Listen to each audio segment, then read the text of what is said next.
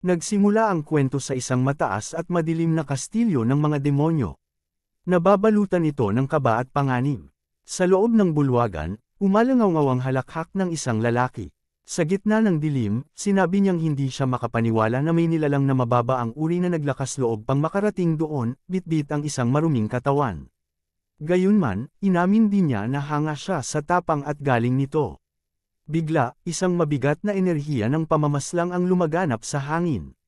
Nakakakaba at halos nakakasikal. Ipinakilala ang lalaking iyon bilang si Parza, ang ikapitong hari ng mga demonyo.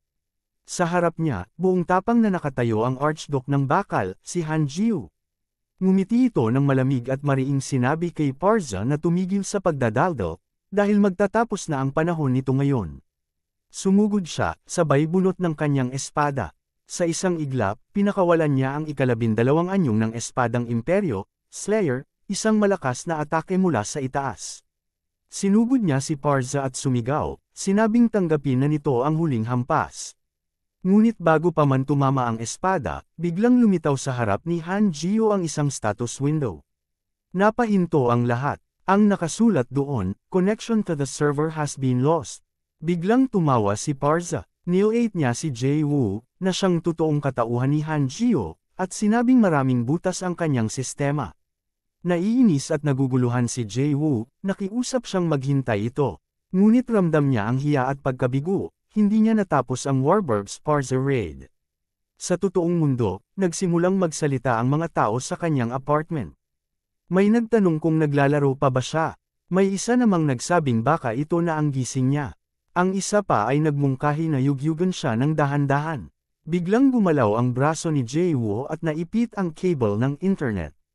Tuluyang namatay ang screen. Isa sa mga kasama niya ang biglang nagsabi, "Parang nati ako," sabay bigkas ng, "Oh, Jay Wu." Napatingin si Jay Wu ng masama. Matatalim ang kanyang tingin. Galit niyang tinanong kung siya ba ang nagtanggal ng Ethernet cable. Mabilis na humingi ng tawad ang lalaki. Sabi ni Jay Wu, kaunti na lang ay matatapos na sana niya ang raid. Isa sa mga kasama niya ang nagsabing tigilan na ang kakulaitan. Doon na siya nagsimulang magpaliwanag.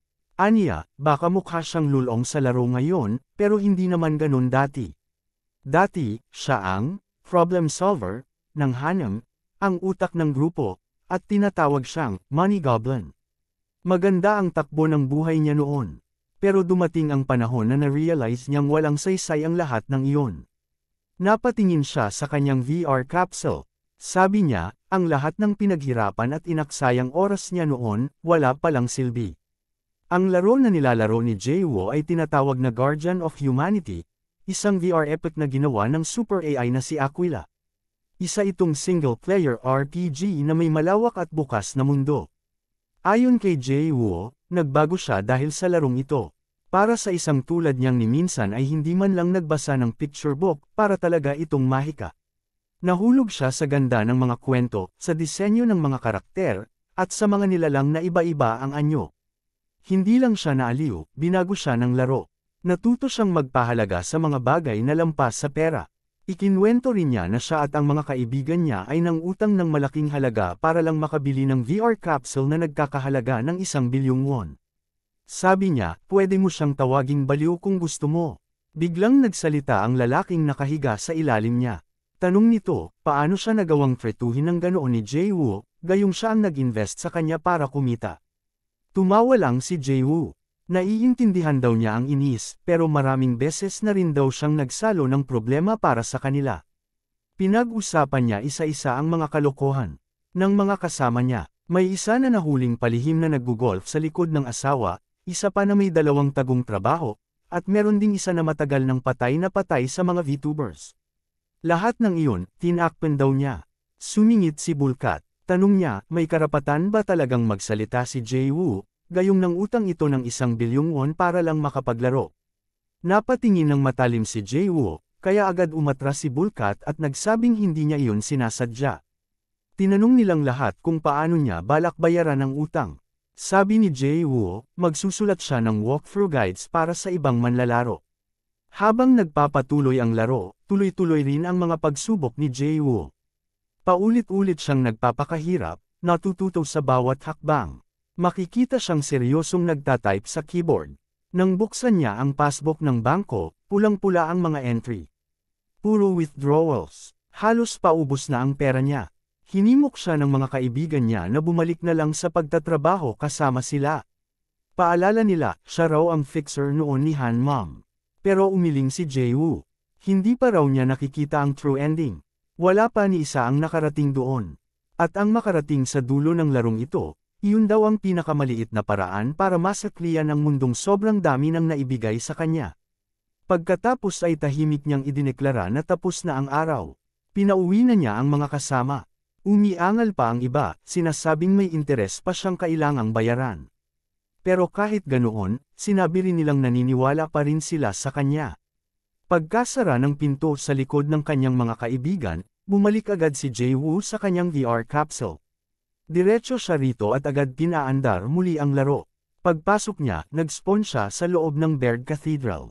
Isang mensahe ang lumitaw, dahil sa pagkamatay mo, suspendido ka sa anumang aksyon sa loob ng 22 oras. Napausal siya na nakalimutan niyang disconnect siya kanina. Pero ngayon, mas iniisip niya kung paano siya kikita ng pera. Bigla, may narinig siyang boses ng babae. Komento nito, mukha raw siyang nahihirapan. Lumingon siya at nakita niyang nag-spawn ito sa likuran niya. Tinanong niya kung sino siya. Ipinakilala ng babae ang sarili bilang Aquila, ang Game Master ng Guardians of Humanity. Napatawa si Jae-woo. Hindi raw siya makapaniwala. Seryoso ba daw ang batang to? Sagot ni Aquila, huwag husgahan ang libro sa pabalat nito. Sabi ni Jae-woo, swak daw sa tipo niya ang itsura nito. Pero nagduda pa rin siya, tanong niya kung inaasahan ba niyang maniwala siya agad, gayong bigla lang itong lumitaw at nagpanggap bilang Aquila. Napasinghap si Jae-woo nang biglang pumikit si Aquila at pumulandet ang enerhiya. Isang iglap, nagtigil ang mundo. Lahat sa paligid ay tumigil sa paggalaw. Napansin ni Jae-woo na ito ay tila time-stop ang spell. Tansya niya, triple S rank skill iyon. Pero kinurek siya ni Aquila, hindi raw iyon skill. Pansamantala lang daw niyang pinatay ang server. Tinanong niya si Jae-woo kung naniniwala na ba ito sa kanya. Sa kanya ibinalita na may bagong event para sa 7th anniversary ng laro. Tanong niya, interesado ba si Jae-woo?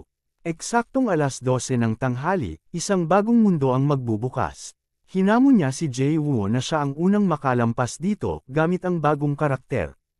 Umalma si Jae-woo. Hindi pa nga raw niya natatapos ang laro gamit ang kasalukuyan niyang karakter, tapos ngayong pinapalitan siya.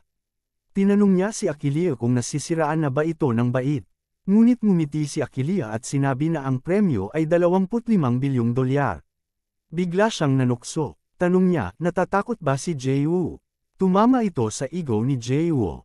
Dagdag pa ni Aquila, akala niya ba gusto nitong makita ang tunay na ending? Na baka nga talagang totoo ito. O kahit ang clue man lang papunta roon. Nagulat si Jae-woo. Akmang aagawin sana niya ang hawak ni Aquila, pero bigla itong inilagay nito sa inventory. Pinigilan siya. Sabi niya, hintayin muna. Kapag sinubukan daw niya ito, baka may libreng regalo pa siya. Bigla na lang may lumabas na notification, 30 milyong won ang pumasok sa account ni Jae-woo. Napatingin siya sa screen. Grabe, hindi ako makapaniwala, sambit niya. Sabi ni Aquila, VIP daw niya si Jae-woo. Ang score nito ay rank 1, mas mataas pa sa pinagsamang score ng halos 3 susunod sa kanya. Tinanong niya kung nagbibiro ba ito. Sabi ni Jae-woo, kahit hindi siya manalo, sapat na ang halagang iyon para sa bayarin ngayong buwan. Sa kanya sinabi, walang matinong tao ang tatanggi sa ganito. Tatanggapin daw niya ang hamon. Ngumiti si Aquila. Sabi niya, inaasahan na niya iyon. Ganito raw talaga ang inaasahan niya mula sa top player. Ipinasya niyang ipadala na agad si Jae-woo. Tahimik siyang nagsimulang magsalita ng kakaibang wika, tila enchantment language. Unti-unting nagbago ang ekspresyon ng kanyang mukha. Nagliwanag ang isang halo sa ibabaw ng kanyang ulo. Habang bumubulong siya, nagsimula nang bumagsak ang mga balahibo ng pakpak sa paligid. Lumitaw ang malalaking pakpak sa likuran niya. Sa itaas, may napunit na puwang sa hangin, isang bitik sa oras. Pagbigkas niya ng salitang installation, isa-isang nagsimulang maglaho ang mga NPC sa mundo. Habang lumilingalinga si Jae-woo, nagulat siya nang mapansing nasa ibabaw na siya ng buwan, nakatitig pababa sa mismong planeta. Sabi ni Aquila, ang pintuang nasa likod niya ang daan patungo sa bagong mundo. Tinanong ni Jae-woo kung ito ba ay anywhere door, tulad ng sa Doraemon, at kung nagsisimula na ang laro kapag pumasok siya roon. Tumango si Aquila bilang kumpirmasyon. Ngumiti si Jae-woo, inabot ang doorknob, at binuksan ang pinto. Biro pa niya, huwag kakalimutan ang reward money, dahil panahon na raw para kunin ang totoong ending. Pero bago pa tuluyang makapasok, biglang sinabi ni Aquila na nakalimutan daw niyang banggitin, kapag namatay siya sa event na ito, mamamatay rin siya sa totoong buhay. Nang marinig ito, napasigaw si Jae-woo, galit na tinanong kung paano niya nagawang kalimutan ang napakahalagang bagay na iyon. Pero huli na, nakapasok na siya sa pinto at mula sa langit ay bumulusok pababa. Bumagsak siya sa isang kagubatan. Napaungol siya sa sakit, nagtataka kung bakit ramdam niya ito gayong nasa laro lang siya.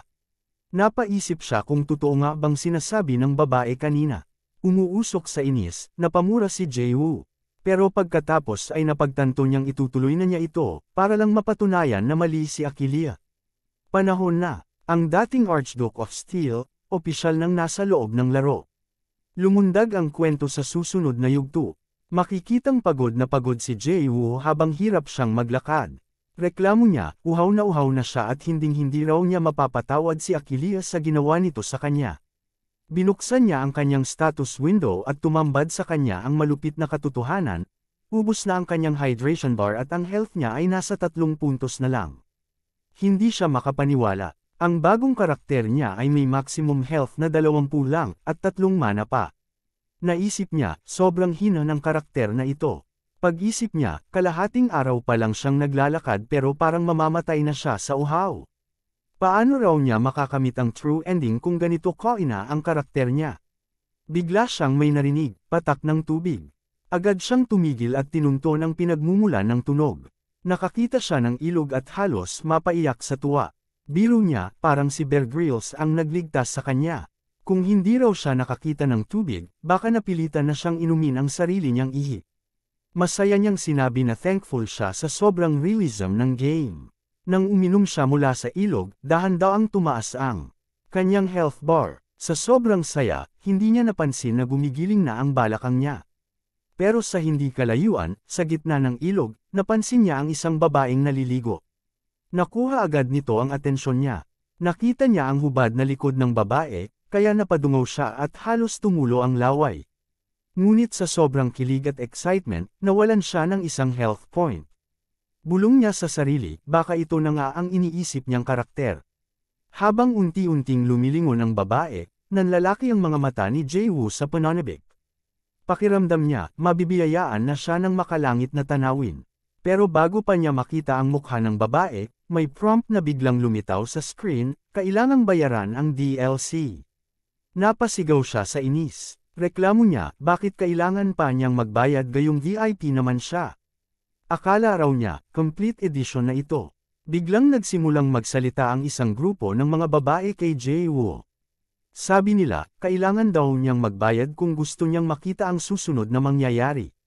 Habang nagsasalita sila, unti-unti siyang pinalilibutan. Nagulat si Jae-woo at agad na nagtanong kung magkano. Ngunit bago pa siya makasagot, naputol ang eksena at bigla na lang siyang itinapon sa isang kwarto, nakakulong na kasama ang isa pang lalaki. Nakatingin sa kanya mula sa itaas ang babaeng nakita niyang naliligo kanina. Tinawag siyang malikot na bata at sinabihang huwag gumalaw. May natitira na lang siyang isang health point.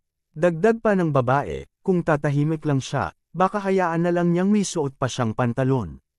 Lumapit naman ang lalaking katabi niya at tinanong kung ayos lang siya. Napaungol si Jae-woo at tinanong na lang kung magkano ang bayad sa DLC. Napatawa ang grupo ng mga babae habang papalayo. Nalito ang lalaki at nagtanong kung ano raw ba ang sinasabi ni Jae-woo. Sabi naman ni Jae-woo, wala raw iyon. Nagpakilala ang lalaki bilang Rod, isang monster hunter. In-game name niya ay Valor Steed, kahit hindi niya rin daw alam kung saan niya nakuha ang pangalang iyon. Tinanong niya kung paano napunta si Jae-woo sa ganoong sitwasyon. Ipinaliwanag ni Rod na habang hinahabol niya ang isang halimaw, napadpad siya malapit sa Witch's Forest at malas lang talaga. Sang-ayon si Jae-woo, sabi niya, totoo ngang malas iyon. Pagkatapos ay si Rod naman ang nagtanong kung paano napunta roon si Jae-woo. Sagot ni Jae-woo, halos kapareho lang din daw ng kwento ni Rod. Malinaw na ayaw niyang amining namboso siya. Napansin ni Rod na anuman ang dahilan, mukhang malas talaga ito, lalo na't mukha pa raw bata si Jae-woo. Sabi naman ni Jae-woo, huwag mag-alala, sanay siya sa ganitong klaseng sikip na sitwasyon. Tinanong ni Rod kung may plano siya para makatakas. Mabilis at kumpiyansang sagot ni Jae-woo, oo. Siya raw mismo ang gumawa ng walkthrough kung paano talunin ang mga mangkukulam na ito. Inabot siya ng 3 araw para lang ay mapa ang lahat. Ipinaliwanag niya na tinatawag na 5 Witches of Hovel, ang mga ito dahil naninirahan sila sa Hovel Forest. Ang mga pangalan nila ay Ganda, Caldora, Oldida, Fugal, at ang nahuli niyang binobosohan, si Juju. Bagamat maaga lang lumalabas sa laro ang mga ito bilang mga boss, libo-libong manlalaro na raw ang nabigo sa pagtalo sa kanila. Karapat-dapat daw ang reputasyon nila. Kung pagmamasdan mo ng maigi, sabi ni Jae-woo, ang sikreto sa mga mangkukulam ay simpleng-simple, wala silang ayos. Wala silang teamwork. Eksaktong sa sandaling iyon, nagsimulang magbangayan sina Fugal at Hajuju. Bigla niyang tinawag si Fugal, kunwaring tuwang-tuwa na buhay pa ito. Nag-pop up ang system notification, provoke ang Fugal. Ngiting demonyo ang pakakawalan ni Jae-woo. Sabi niya, malinaw pa raw sa alaala niya kung paano sinabi ni Hajuju na papatayin daw niya si Fugal. Agad na pinatigil siya, ni Hajuju, pero huli na, nag-init na si Fugal. Tinuluyan ni Fugal at tinanong kung sino raw ang nagsabing papatayin siya. Sakto ang banat. Alam ni Jae-woo, galit na galit si Fugal kay Hajuju. Kaya sinundan pa niya. Baka raw pati ang lahat ng ari-arian ni Fugal ay balak pa raw agawin ni Hajuju pagkatapos siyang patayin. Nagulat si Rod at tinanong kung totoo bang sinasabi ni Jae-woo. Pero si Fugal, unti-unti nang naniniwala. Tinanong pa niya kung totoo bang sinabi iyon ni Hajuju. Sumagot si Hajuju, halatang naiinis, at tinanong kung bakit naman siya paniniwalaan ni Fugal. Sa pagtatanggol niya sa sarili, sinabi niyang hindi rin naman daw ginagamit ni Fugal ang pera niya, kaya ano namang masama kung siya na lang ang makinabang. Lumabas sa status window, Hajuju is highly greedy when it comes to Fugal's wealth. Habang lumalala ang tensyon, walang kamalay-malay si Oldida at biglang sabi na baka kaya raw gumagawa ng acid bomb si Hajuju ay dahil dito. Samantalang si Ganda naman, biglang sumabat at nagtanong kung nasaan na ang pagkain, gutom na gutom daw siya. Panghuli si Caldora, nasabik sa laban, at agad na nagtanong kung pwede ba siyang sumali sa gulo. Nagkagulo na, nagsisigawan at nagsumbatan ang mga mangkukulam habang si Jae-woo ay nagpakawala ng mapanirang ngiti.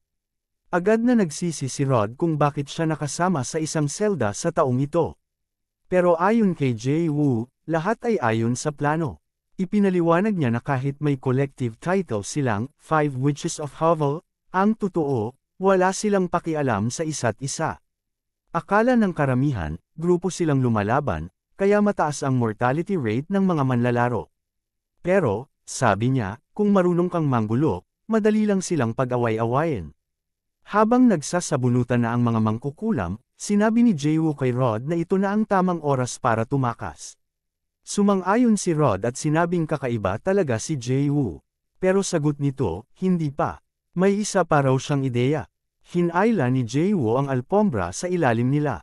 Nawalan ng balanse ang mga mangkukulam at bumagsak sila sa sarili nilang malaking kaldero habang nagsisisigaw. Tumakbo na sina Jae-woo at Rod. Habang papalayo, natawa si Jae-woo at sinabing bobo man ang mga mangkukulam, sobrang taas naman ang experience points na binibigay nila. Pero biglang may gumapang at pumulupot sa binti niya, si Fugal Snake. Naiipit na siya, at hindi na siya makagalaw. Sabi ni Fugal, tuso man si Jae-woo, hindi raw siya mamamatay ng mag-isa. Sinubukan niyang sipa-sipin ang ahas pero palaging mintis. Napamura siya sa inis. Napagtanto niya na napakahina pa rin ng karakter niya. Tumalima si Rod. Sabi niya siya na ang bahala. Hinugot niya ang espada at sa isang mabilis na hiwa, napugutan niya ng ulo ang ahas. Pagkatapos, tinanong niya si Jae-woo kung ayos lang ba siya. Nagpasalamat si Jae-woo kay Rod at nagtanong kung pwede niyang hiramin ang pana nito. Medyo nag-alinlangan si Rod pero tinanong siya kung marunong ba talaga siya gumamit nito. Agad na kinuha ni Jae-woo ang pana. May 15 attack power at 30 range ang weapon. Sabi niya, konti lang daw ang alam niya, sabay tutok sa isang malaking bote ng potion na nakapatong sa itaas ng kaldero. Pinakawalan niya ang arrow. Tumama ito at nabasag ang bote. Nagtaka ang mga mangkukulam sa ibaba at napatingala. Biglang nanginig si Hajuju. Sabi niya, delikado yun. Tinanong ni Fugel kung ano yun at halos mapasigaw si Hajuju. Iyon daw ang acid bomb na dapat ay ipangpapapatay niya kay Fugel. Natarante rin si Fugel nang marinig yun. Bumulusok pababa ang likido, bumagsak sa kaldero, at sumabog ng malakas. May tumalsik na bato at tumama kay Jae-woo sa ulo, nabawasan siya ng isang health point. Tinanong ni Rod kung tapos na ba lahat. Sinaway siya ni Jae-woo, baka mamalasin pa sila kung patuloy siyang magsasalita ng ganon. Pero, bigla siyang nakatanggap ng system notification. Achievement unlocked, these witches ain't shit. Sunod-sunod ang messages. Natalo na niya ang mga mangkukulam ng Hovel Forest. Nakakuha siya ng 320,000 experience points at 5,000 achievement points. Kumpiyansang sinabi ni Jae-woo na siguradong patay na ang mga ito. Masaya si Rod. Sabi niya, napakaswerte niya sa mababang level pa lang. Iniabot niya kay Jae-woo ang ilang bagay, mukhang sobra raw pero gusto niyang ibigay bilang pasasalamat. Red Dragon Fruits. Nagulat si Jae-woo. Hindi raw niya naaalala ang prutas na yun sa mga previous runs niya. Sabi ni Rod, parang mahalaga raw ito kaya kinuha niya sa pugad ng mga mangkukulam. Agad na nagpasalamat si Jae-woo at walang pag-aalinlangang nilaklak ang prutas. Nagpakwela pa ang status window, tinawag siyang Dragonborn. Tumodo agad ang stats niya. Naging 220 ang health, strength ay 100, at dexterity ay 120. Sabi ni Jae-woo, pangarap lang ng mga normal na player ang ganitong kataas na stats. Jackpot talaga. Habang ngumunguya pa siya, tinawag siya ni Rod. Tinanong nito kung interesado ba siya sa monster hunting, sabay abot ng kamay. Nagtaka si Jae-woo nang biglang lumitaw ang relationship route kasama ang hunter. Pagkatapos lulukan ng kinakain, sinabi niyang marami pa siyang kailangang gawin. Tumawa si Rod. Sabi niya, mukhang abalang bata nga si Jae-woo. Biglang napaisip si Jae-woo, wala pa pala siyang class. Lahat ng experience points niya ay walang napupuntahan. Kapag hindi ginamit agad, mawawala ito sa loob ng 1 buwan. Habang paalis si Rod, tinanong siya ni Jae-woo kung sapat na ba ang 3 buwan. Tumawa si Rod. Sabi niya, baka ang ibig sabihin ni Jae-woo ay 3 taon. Naglakad sila papalalim sa gubat. Sabi ni Rod, siya raw ang magbibigay ng unang mission ni Jae-woo, magtago siya sa pinakaloob ng gubat, at sa loob ng 30 minuto, hahanapin siya ni Rod. Agad namang sumabak si Jae-woo. Nag-focus siya sa pagkuha ng monster tracking skill mula sa Hunter Skill Tree.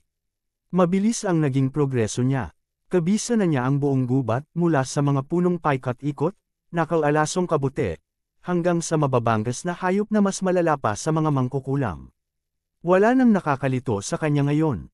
At dahil sa epekto ng Red Dragon Fruit, nasa maximum performance na ang katawan niya. Ang iniisip niya, walang paraan na mahahanap niya ako agad. Pero habang umiikot at nagmamasid siya ng may kaba, may kakaibang nangyari. Biglang lumitaw si Rod sa likod ni Jae-woo at pabirong sinabi, "Peekaboo." Nanlaki ang mata ni Jae-woo sa gulat. Sinabi ni Rod na iyon ay katumbas ng 50 points, sabay dagdag pa ng 10 bonus points dahil sa effort ni Jae-woo. Nina si Jae-woo at agad siyang nagtanong kung paano siya natagpuan. Sabi ni Rod, kitang-kita raw sa mukha niya ang pagka-curious. Matagal na raw siyang hindi nagkaroon ng ganitong kasiyahan habang nagtuturo ng bago. Pero ngayon daw, seryoso na sila. Na-update ang quest ni Jae-woo. Mula sa Hunter's Hazing, naging Hunter's Trial na ito. Formal na siyang tinanggap bilang isang monster hunter. Kasabay nito, nakatanggap siya ng mga bagong kasanayan, herbalism, intermediate swordsmanship, survivalism, musket shooting, at tracking. Tumawa si Jae-woo ng malalim at medyo may pagkamapanlikha ang tono. Sabi niya, excited na raw siyang makatrabaho si Rod. Lumipas ang 3 buwan. Sinabi ni Rod na nakakamangha, dahil tila na master na agad ni Jae-woo ang lahat ng itinuro. Nagbiro si Jae-woo, kung hindi raw naniniwala si Rod, magtago na lang siya at siya ang hahanap. Pinat ni Rod sa balikat si Jae-woo. Sabi niya, hanga siya sa kumpiyansa nito at susubukan nga niyang magtago. Dagdag pa niya, kapag hindi siya nahanap ni Jae-woo sa loob ng 1 oras, siya raw ang maghahanda ng hapunan mamaya. Sabi ni Jae-woo, ayos lang. Iyon, inaasahan pa raw niya ang masarap na pagkain. Habang papalayo si Rod, napangiti si Jae-woo sa sarili. Pero ang ngiti niya, hindi inosente, may halong kalokohan at kapilyuhan. Umakyat si Rod sa isang batuhan. Sabi niya sa sarili, nakakaaliw raw makatagpo ng masigasig na apprentice, kahit sa edad niya ngayon. Nagdesisyon siyang huwag na ring magtago ng masyadong malayo. Iniisip niya, kung sa gilid ng bangin siya pupwesto, siguradong hindi siya agad makikita ni Jae-woo sa loob ng 1 oras. Nang makahanap siya ng lugar at nagsimulang magpahinga, biglang sumulpot si Jae-woo. Nakakapit ito sa binti niya. Dahan-dahang tumingin pababa si Rod, at halata sa mukha niya ang pagkabigla. Walang ibang nasabi kundi, oh no, habang nakangising sinabi ni Jae-woo, pikabo. Hindi makapaniwala si Rod. Sabi niya, baka tsamba lang ito. Pero nang ulitin niya ang pagtatago, ganoon pa rin ang nangyari, paulit-ulit siyang natatagpuan ni Jae-woo sa bawat pagtatangka niyang magtago. Nahanap na naman ni Jae-woo si Rod. Napailing si Rod at sinabing hindi siya makapaniwala. Yung mga kasanayang inabot siya ng 5 taon para matutunan, nagawa lang ni Jae-woo sa loob ng 3 buwan. Dumiretso si Rod sa isang kuweba malapit sa kanila. Sa isip niya, siguradong hindi na ako matatagpuan dito. Habang lumalalim siya sa loob, napansin niyang pugad iyon ng mga hellhound. Halatang kinakabahan siya, pero bigla na lang muling sumulpot si Jae-woo sa likod niya habang tumatawa. Sabi ni Jae-woo, ayon sa tip number 1 mula sa Guardian of Humanity, kahit lindol daw, hindi kayang gisingin ang natutulog na hellhound. Tinanong niya si Rod kung pasado na ba siya sa pagsubok. Sabi ni Rod, siguro nga, at binati siya dahil napakahusay ng naging progreso niya. Sabi ni Jae-woo, utang niya raw ang lahat ng natutunan niya kay Rod. Pero sabi ni Rod, halata naman daw na likas na talento talaga ni Jae-woo ang dahilan. Ang totoo, kaya mabilis na umangat si Jae-woo ay dahil ginamit niya ang napakalaking karanasang nakuha niya ng talunin ng mga bruha para i-max out ang lahat ng skills niya. Pero para kay Rod, kamangha-mangha pa rin ito, lalo na kung paano naalala ni Jae-woo ang lahat ng detalye tungkol sa mga halimaw. Idinagdag pa ni Rod na hindi naman daw niya naituro ang tungkol sa hellhounds. Dito na umamin si Jae-woo. Siya raw pala ang mismong sumulat ng Monster Ecology Guidebook. Napahalakhak si Rod. Sabi niya, ngayon lang siya nakilala ng katulad ni Jae-woo, at sigurado raw siyang malayo ang mararating nito. Tinanong niya si Jae-woo kung ano ang balak nito ngayon, at kung may kinalaman iyon sa nabanggit nitong layunin noon. Sabi ni Jae-woo, una sa lahat, kailangan niyang kumita ng malaking pera, dahil doon daw nagsisimula ang lahat. Sabi ni Rod, mabuti naman, kasi may kilala raw siyang kaibigang isang beerang mandirigma o mercenary. Inirekomenda niya na makipag-ugnayan si Jae-woo rito. Nag-isip si Jae-woo, para sa kanya, maganda nga iyon. Ang pagiging mercenary ay perpektong pagkakakitaan sa early game, malaya, flexible, at kung pala rin siya, baka makasalubong pa niya ang ilan sa mga guardians. Inabot ni Rod ang isang badge, lumang emblem niya bilang mercenary. Sabi niya, makikilala siya ng kaibigan niya gamit iyon. Binati niya si Jae-woo ng good luck at tinawag siya sa in-game name nitong Valor. Nagpasalamat si Jae-woo. Habang naglalakad, napaisip si Jae-woo. Natalo na niya ang mga bruha, nakuha na niya ang class, at ngayon, may maayos na direksyon na siya. Sa ganitong bilis, baka hindi imposibleng makuha pa niya ang true ending. Tumingin siya sa kamay niya, at naalala ang sinabi ni Aquila, yung tanong kung gusto rin ba niyang malaman kung totoo nga bang may true ending. Na-realize niya, baka nga mayroon talaga. Tinangkal niyang mag-log out, pero naka-gray ang option.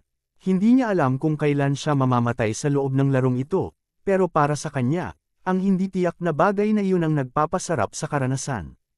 Hinampos niya ang sarili niya sa pisngi at sinabing, maghintay ka lang. Pupuntahan kita, kukunin ko ang true ending na iyon. Pagkasabi niya nito, lumitaw sa screen na kumpleto na ang quest niyang Hunter's Trial. At isang bagong quest ang lumabas. Sumali sa Mercenary Guild na pinapanood ni Aquila ang lahat mula sa maliit na TV sa harap niya. Tawa siya ng tawa, halos hindi na makahinga sa kakatawa. Sabi niya, sobrang sulit daw ang lahat ng nangyari at masaya siya na mino-monitor niya si Jae-woo mula pa noon. May narinig siyang boses mula sa likod. May isang babae ang nagtanong kung siya ba talaga yun, dahil sa tingin nito, hindi basta-basta ang lalaking yun. Medyo namula si Aquila, tapos biro niya, interesado ba raw ang babae kay Jae-woo? Ang babae ay isa ring diyosa, si Valkyra. Seryoso ang sagot ni Valkyra, bilang isang diyos, hindi raw niya tinitingnan ang mga tao sa ganung paraan. Tinanong pa niya kung bakit naman maisip ni Aquila ang ganon. Kiba't balikat lang si Aquila habang nakangiti. Sabi niya, cute kasi si Jae-woo. Hindi man lang ngumiti si Valkyra. Napailing si Aquila at sinabing sobrang seryoso na nito ngayon, samantalang dati, mas masaya raw siyang kasama. Saglit na natahimik si Valkyra, saka sinabing matagal na raw tapos yung mga panahong yun. Tapos tinanong niya si Aquila kung totoo bang binayaran na nito lahat ng utang ni Jae-woo. Sagot ni Aquila, matagal na raw yung tapos. Sabi ni Valkyra, medyo twisted daw yun, dahil si Jae-woo ay patuloy pa ring nagsusumikap magbayad ng isang bagay na bayad na pala. Pero para kay Aquila, yun nga raw ang nakakaaliw. Tinawag siyang malupit ni Valkyra. Ngumiti si Aquila at sinabing salamat sa compliment. Tinanong ni Valkyra kung si Jae-woo ba ay bahagi ng mas malaking plano ni Aquila, o isa lang laruan. Hindi agad sumagot si Aquila. Umayos muna siya ng upo, saka nagsabing hindi naman. Mas bagay daw sabihin, isang talentong may potensyal. Kumikinang ng bahagya ang mga mata ni Aquila, parang may pagka-obsessed ang tingin, at idinagdag niyang gusto lang daw niya itong panoorin ng panoorin.